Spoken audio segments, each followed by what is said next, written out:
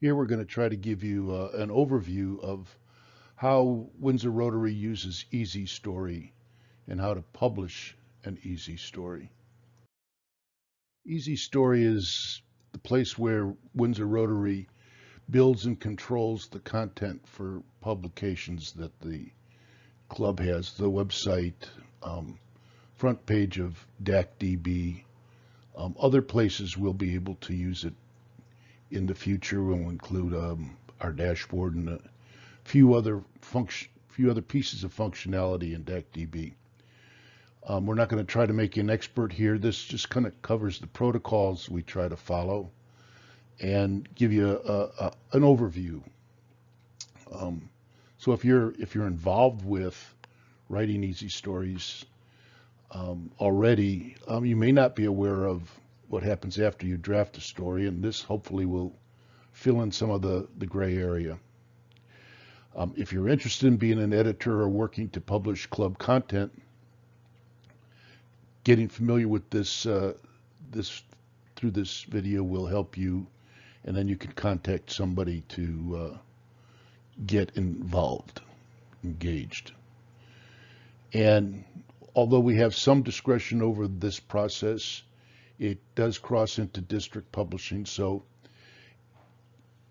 understanding what's going on will help you navigate and understand where to go to get help, especially if you're trying to publish something that's going to go out to a larger audience throughout the district.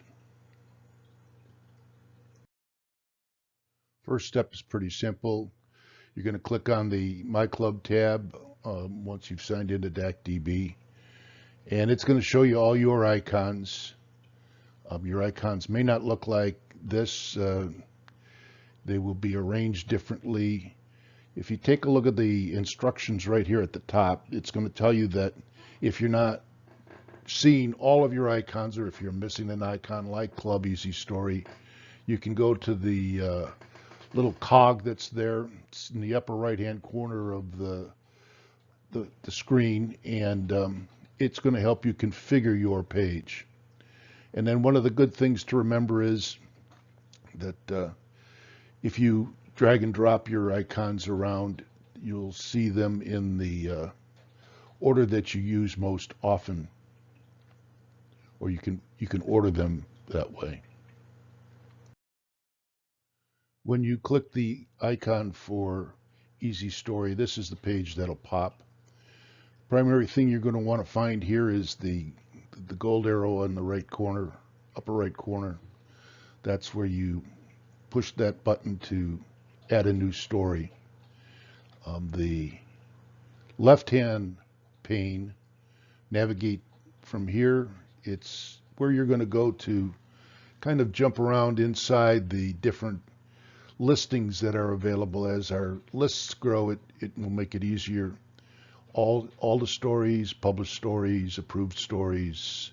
So this is the place where you can kind of start to sort out what the process looks like.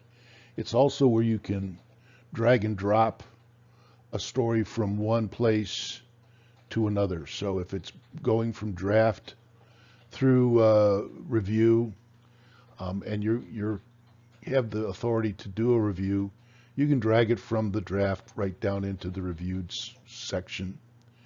After that, our club will require some authorities to move things around, but this is where the action happens. The next screen that you're going to see is, after you push the add button, is where you add a new story for our club. The screen will default to the information page. Here you're going to want to put the name of the story, the name you want to follow through with on the story. It may not be the headline of the story, however, I think most of the time it will. The other thing you need to be aware of here is this is where we can start to go from draft through the different stages of review. Not everybody will be able to do that. So you'll know as you go through it. If you can't do it, you can't do it. If you need to do it, get a hold of somebody who can help you get there. The next uh, couple of blocks, um, story start date, post until date. Um, More than likely, you'll have a preference here and put it in there. It may be that the person who's scheduling the website or scheduling the different things in DACdb may have to change that, so be aware that when you put it in there, it's not cast in stone. And then if you've got an image that you want to put into the content, the story content, this is where you would choose that file. There are several places below this that you won't need to be aware of right now. You can save this work and move on to adding the content from here. Once you click on the tab Story Content, you're going to see two boxes. The upper box is kind of where you put the intro or the summary of what you're trying to say in your piece.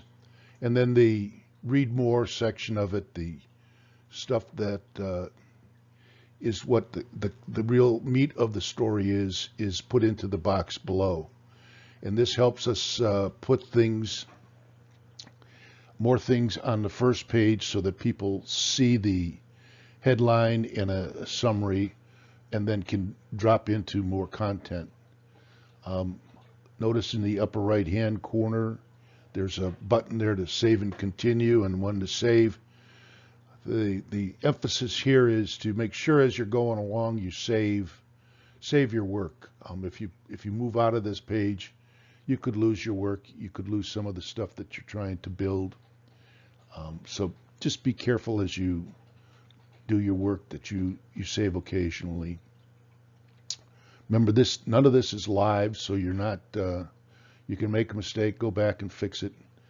Not until after it's been reviewed will there be anything that goes out onto the internet.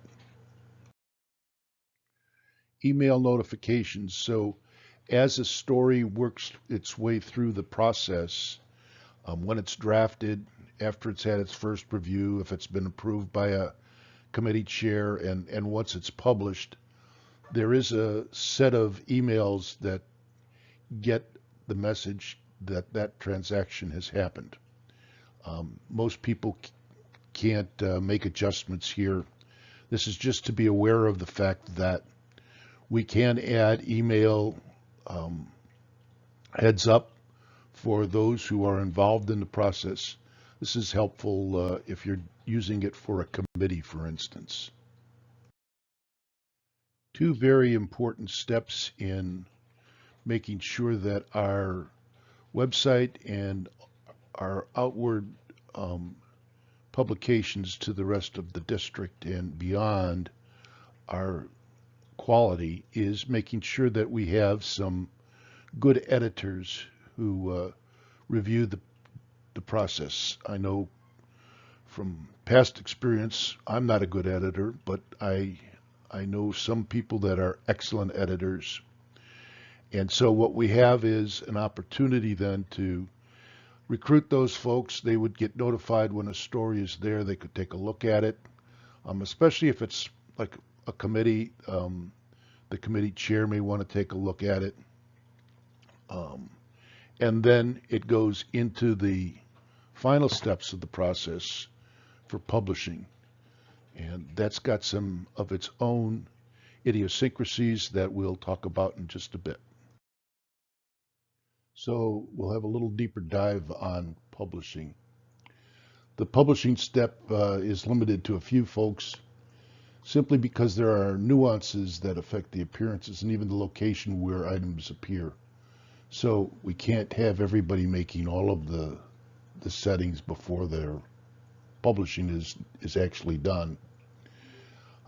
Timing on how long things are up, how long things are posted on the website, on DACdb and other places will keep us from having the old stale content that I know I don't like to go onto websites where it looks like the most recent information is 20 years ago. Um, and remember, this is a team effort, and like on a football team, somebody's got to make the call, and here it's going to be the webmaster or the DACdb coordinator if there's an issue. Um, we can always adjust. We can always talk it through. It's a team. Some of the settings in the categories need to be adjusted at times. So sometimes you'll see something in one place and then it will move over to another place simply because we had to make a change to make it look right, or make room for another publication, another important message. So keep that in mind. Publishing software can make subtle changes to the look of content, but rarely does it impact the messaging. This is particularly important when sizes are considered, especially images. In order to show properly on pads and phones, the last step may change some of the sizes of images and even in some cases the location. So just be aware of the fact that can and does happen. And finally, and very important, clearly each step needs to be in the process to ensure that we're not putting personal information onto the website, that we're editing out anything that would impact safety or security.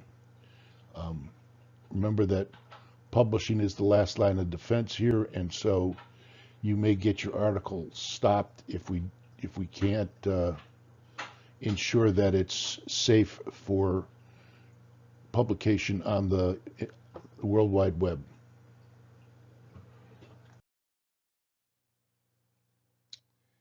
As with all of the other tips, we want you to continue to review how-to lists on the website and in DACdb.